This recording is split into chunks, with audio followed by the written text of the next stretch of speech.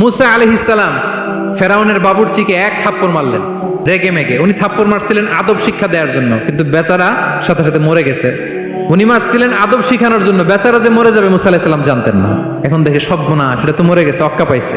উনি দিলেন দৌড়। মুসা আলাইহিস সালাম দৌড়াতে দৌড়াতে প্রাণ ভয়ে চলে গেলেন আরেক সীমান্তে, মিশর ছেড়ে আরেক এলাকায়। যে দেখে কিছু লোক ধাক্কাধাক্কি করে তাদের উটগুলোকে পানি খাওয়াচ্ছে, আর দুইটা মেয়ে পাশে চুপ করে বসে আছে। উনি বুঝতে পারলেন মেয়েগুলো এই ইয়াং ছেলেদের সাথে ধাক্কাধাক্কি করে টিকতে পারবে না। উনি এগিয়ে গেলেন, বললেন তোমরা পানি খাওয়াবো ওটদেরকে? হ্যাঁ খাওয়াবো, আসো। উনি ওটগুলো নিয়ে সবাইকে সরিয়ে পানি খাইয়ে দিলেন, মেয়েরা চলে গেল।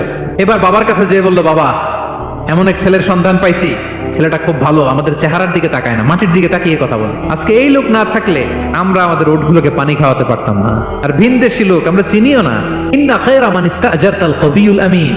বাবা কাজ করেন, আমাদের তো রাখাল লাগবে, আমাদের দেখভাল করার জন্য তো একজন সুপারভাইজার দরকার, এই ছেলেকে আপনি কাজে রেখে দেন।